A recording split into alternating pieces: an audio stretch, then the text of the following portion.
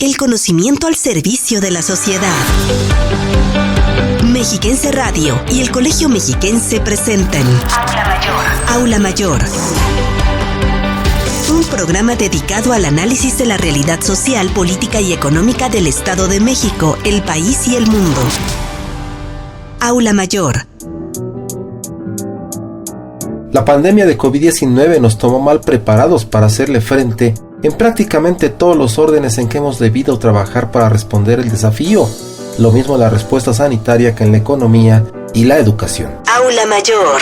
El doctor José Antonio Álvarez Lobato, secretario general y profesor investigador del Colegio Mexiquense, hace una reflexión en que propone un primer acercamiento a nuestra capacidad de respuesta como sociedad a esta emergencia sanitaria en la que estamos inmersos desde marzo. Aula Mayor. Entre los muchos temas de interés relativos al mundo prehispánico, el de los dioses es uno de los más apasionantes y complejos, por la dificultad para desentrañar los significados que tenían las entidades a las que se puede denominar con ese nombre. Aula Mayor.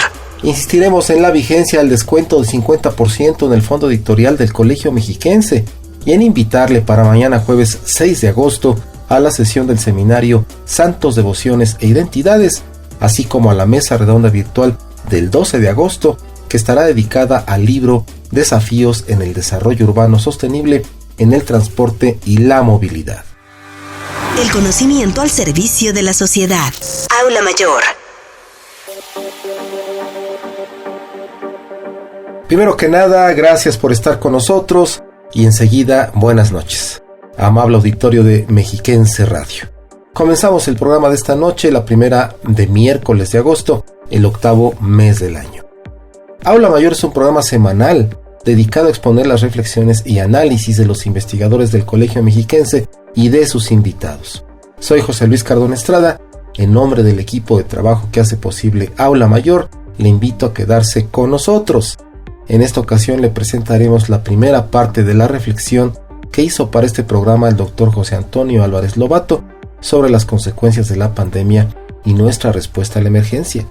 También tendremos un fragmento de la conferencia del maestro Hugo García Capistrán, profesor de la UNAM y de la Escuela Nacional de Antropología e Historia, titulada Los dioses del mundo maya prehispánico. Expresamos nuestra condolencia por el fallecimiento de don Crescencio Romero Quirós, un estimado compañero de trabajo en el Colegio Mexiquense, a cuyos familiares y amigos reiteramos nuestra solidaridad por el dolor y el hueco que deja su partida. A la par, volvemos a dar nuestro reconocimiento a los trabajadores del sector salud por el enorme esfuerzo que han realizado desde que la pandemia se hizo presente en México. Muchas gracias por su trabajo, entrega y profesionalismo. La deuda que el país ha adquirido con ustedes, insistimos, es impagable. Un abrazo a todas y todos. Ahora le invitamos a conocer más del Colegio Mexiquense, para lo cual puede visitar la página digital www.cmq.edu.mx. Está a su disposición el correo comuna@cmq.edu.mx y podemos estar en contacto a través de redes sociales, Twitter, Instagram, Facebook y YouTube. Conozca nuestro canal en YouTube, en donde hay 447 videos relativos a las actividades realizadas por el Colegio Mexiquense. El análisis de la realidad social, política y económica del Estado de México, el país y el mundo. Aula Mayor. El doctor José Antonio Álvarez Lobato es profesor, investigador y secretario general del Colegio Mexiquense. A una petición expresa de nuestra parte, aceptó generosamente compartir su reflexión, muy documentada y analítica por cierto, sobre las consecuencias de la pandemia de COVID-19, con énfasis en lo que ha pasado en la ciudad. El aislamiento y el confinamiento, pero sobre todo la pandemia en su conjunto, han puesto en evidencia la vulnerabilidad de la ciudad y la capacidad de respuesta de ciudadanos y autoridades para hacerle frente. Estamos seguros de que esta reflexión le será a usted de mucha utilidad. Habla el doctor José Antonio Álvarez Lobato.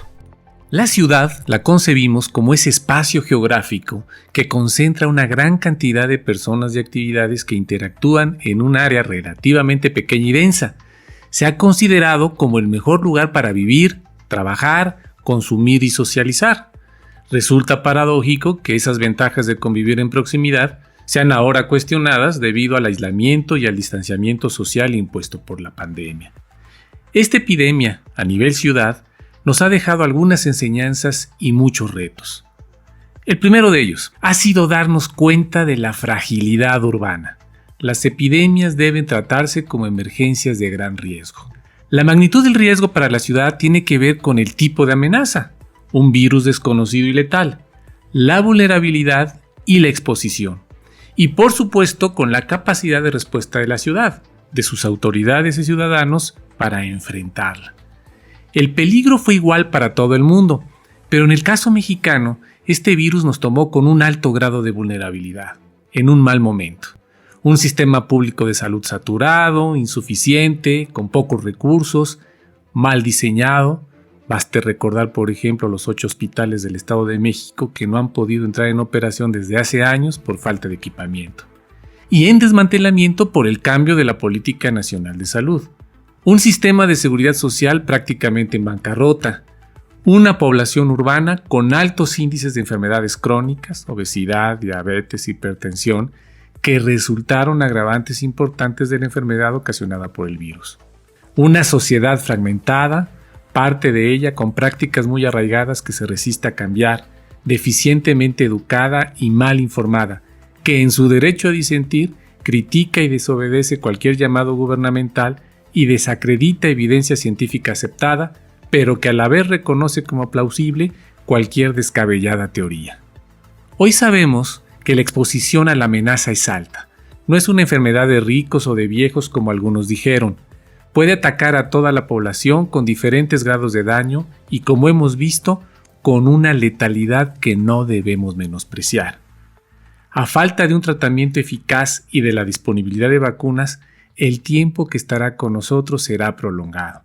Nada comparable a la epidemia del virus H1N1 del 2009, como quizás se esperaba inicialmente. Los alcaldes, los funcionarios municipales, están en la primera línea de lucha contra los efectos de las emergencias en las ciudades, y sin menospreciar sus esfuerzos, hasta ahora han sido, por decirlo menos, poco eficaces y descoordinadas. La experiencia del 2009 parecería indicar que los riesgos de desastre en la ciudad van más allá de los derivados de fenómenos naturales, principalmente los hidrometeorológicos y sísmicos. Sin embargo, a nivel ciudad, no parecía que hubiera protocolos, planes o programas de atención para emergencias antrópicas y biológicas, o al menos ideas claras de cómo actuar. Los gobiernos locales dirán que no tienen atribuciones en temas de salud, que son competencia de los estados y la federación. Sin embargo, buena parte de las facultades municipales tienen un trasfondo de salud y seguridad públicas, así como de desarrollo económico, que son elementos fundamentales para prevenir, mitigar y recuperarse de una epidemia. Recordemos cómo a partir de un desastre urbano, los terremotos de 1985 en la Ciudad de México, se construyó toda una política y cultura de protección civil a nivel nacional. Hoy a nadie extraña que hagamos simulacros de evacuación, que tengamos alerta sísmica, que cada organización pública o privada cuente con planes y programas de protección civil, que exista un fondo para prevención de desastres naturales, que tengamos códigos de construcción distintos o que las ciudades costeras se preparen cada año para la temporada de huracanes. Algo similar se podría construir a partir de la actual experiencia, pues las consecuencias de esta epidemia son comparables a un terremoto de gran magnitud o al de un huracán estacionado largo tiempo sobre nuestras viviendas. Seguramente, en los últimos meses, hemos escuchado reiteradamente el concepto de la resiliencia urbana, que es esta capacidad de las ciudades y sus habitantes expuestos a una amenaza para resistir, adaptarse y recuperarse de sus efectos de manera oportuna y eficaz.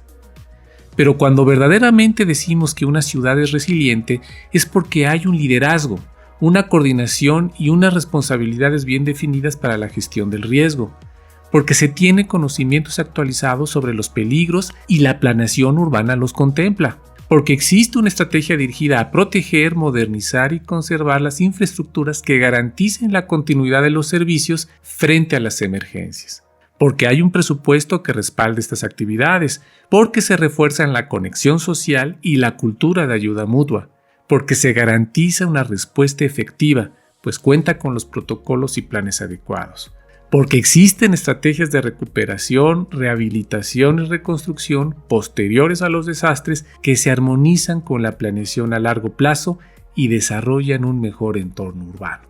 Y creo que nuestras ciudades y municipios están aún lejos de lograrlo. La segunda enseñanza. En toda crisis hay ganadores y perdedores. No todas las ciudades, no todos sus habitantes, no todas las empresas han podido reaccionar y enfrentar la emergencia de la misma manera. Por supuesto, la preservación de la vida humana es prioritaria y el cuidado de la salud ha centrado nuestra atención. Pero las consecuencias económicas que apenas estamos comenzando a ver son ya de una magnitud difícil de calcular. El freno que se le puso a la actividad económica ha provocado el despido de trabajadores, jornadas a medio sueldo, paros en la actividad industrial y comercial y disminución de ingresos para las empresas y las familias. Situación que tardará un buen tiempo en revertirse. Los sectores con una buena base tecnológica pudieron continuar con su operación y algunos, por el tipo de bienes y servicios que proveen, incluso pudieron incrementar sus beneficios.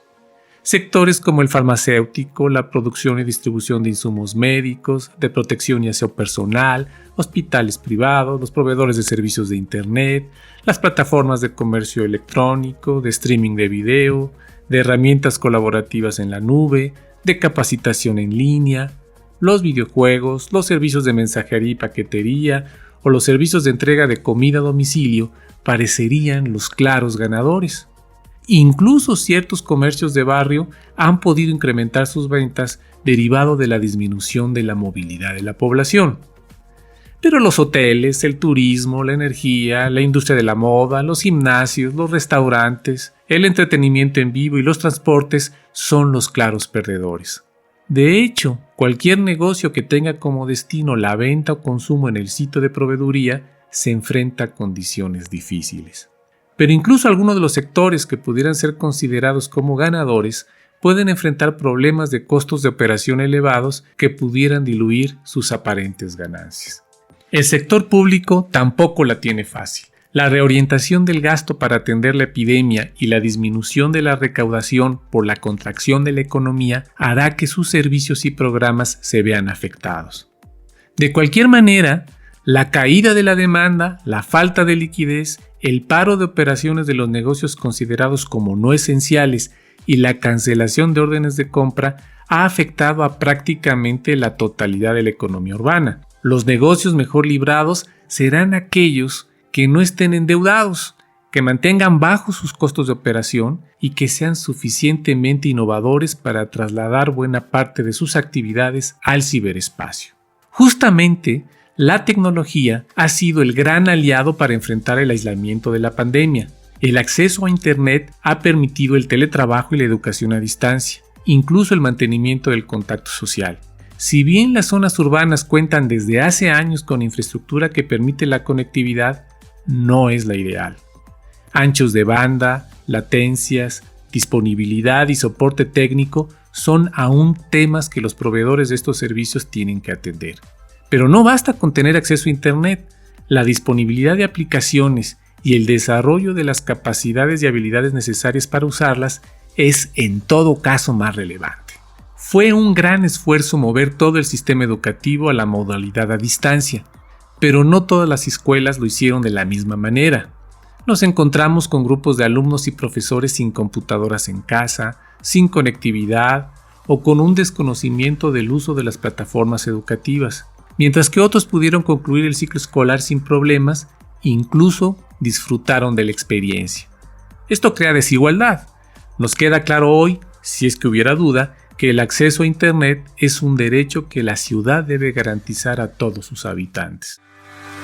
El conocimiento al servicio de la sociedad. Aula Mayor.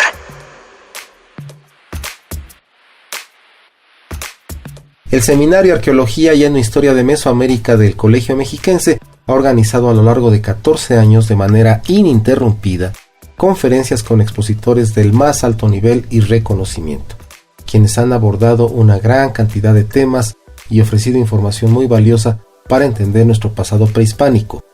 El seminario es coordinado por el historiador Raimundo Martínez García quien se esmera en invitar a investigadores de primera línea, como es el caso del maestro Hugo García Capistrán, profesor de la Universidad Nacional Autónoma de México y la Escuela Nacional de Antropología e Historia, quien ofreció la conferencia Los dioses del mundo maya prehispánico, la cual despertó mucho interés.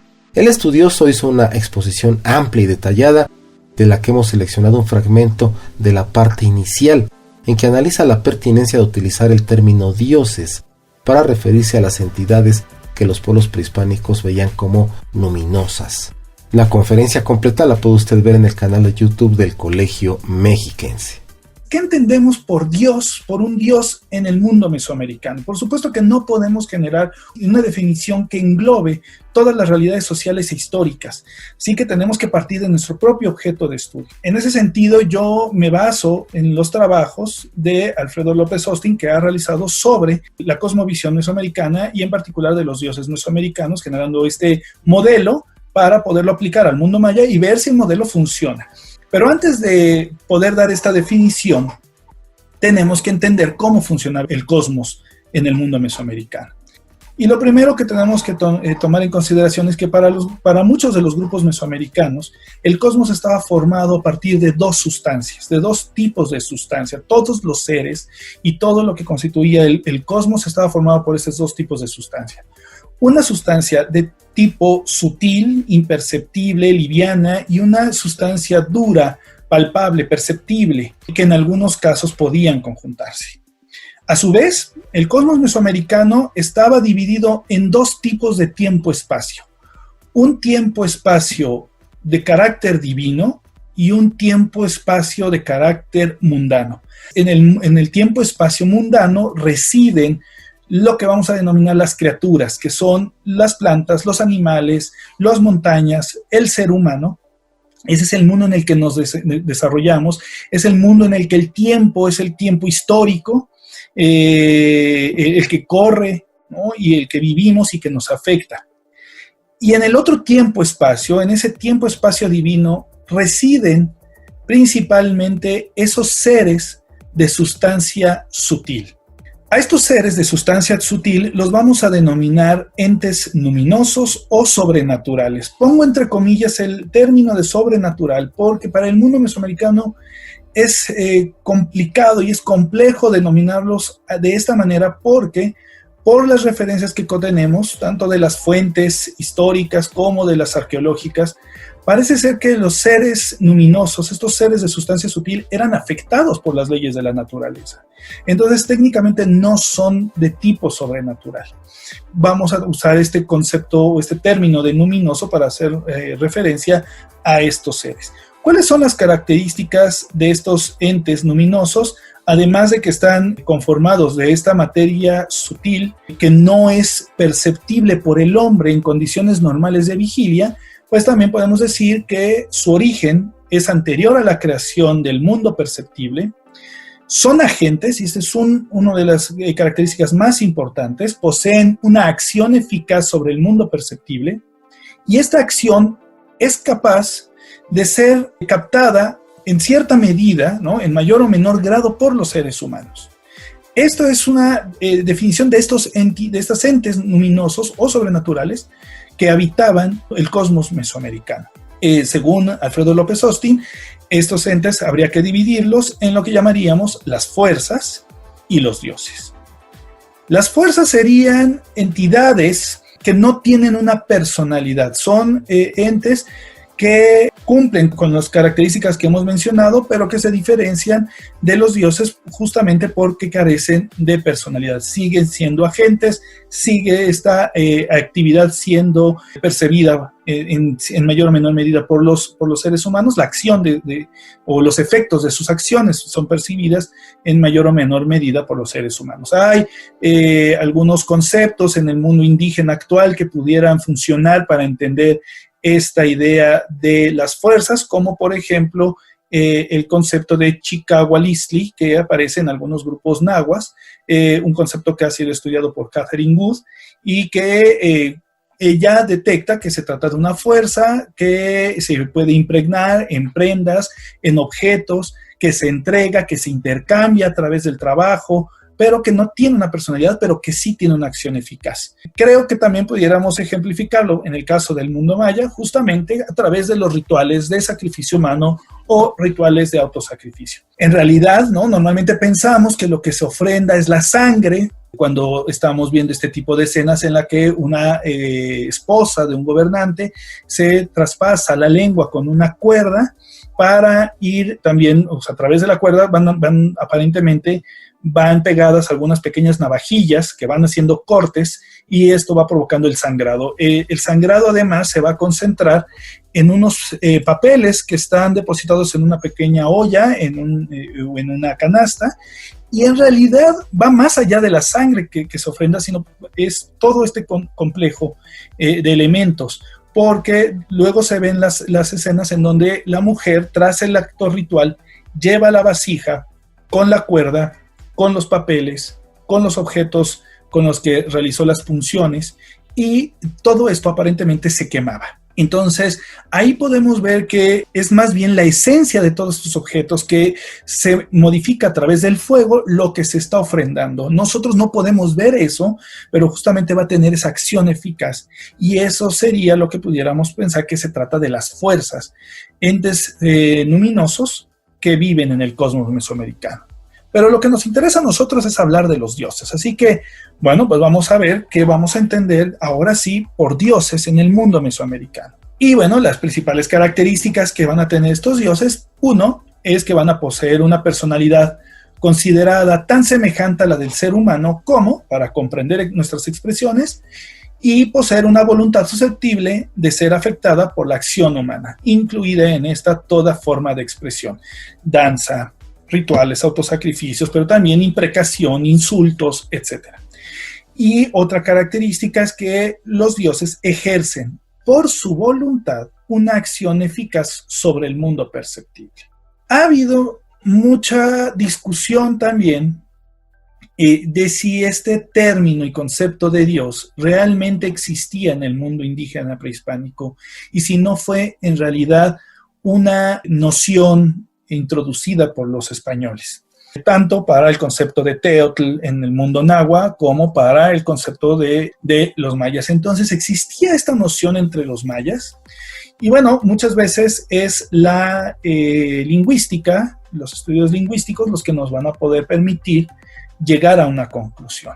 El día de hoy en distintas lenguas indígenas mayas podemos encontrar el término Kuj o Ku y sus cognados como chul o chu en otras variantes, otras lenguas mayas. Muchos de estos términos tienen el significado de Dios, de la palabra Dios, y o relativos semánticos. Es decir, por ejemplo, vamos a tener también que chul, por ejemplo, en celtal es santo, chuj en chontal es templo, por ejemplo, ¿no? Hay una relación semántica y en las distintas lenguas mayas o en distintas lenguas mayas podemos encontrar esta definición.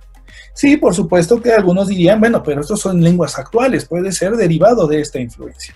Sí, pero bueno, sabemos por distintos trabajos, entre los que destacan los de David Stewart, que fueron los que en el mismo tiempo lograron hacer un desciframiento de este jeroglífico con el término Kuj, que era justamente el mismo concepto que hemos estado viendo. Esto nos lleva a que en realidad sí existía esta idea de una deidad con personalidad, de un ente sagrado con personalidad en el mundo maya prehispánico y que es a lo que nosotros normalmente denominamos dioses. El usar también el término Dios para ese tipo de entidades sagradas o de entidades luminosas es para poder llegar a un entendimiento. Es mucho más fácil entendernos utilizando este concepto que si yo hablara únicamente del Kuj, ¿no? O usar otros términos propios de las culturas que estamos estudiando. Tratamos, sobre todo para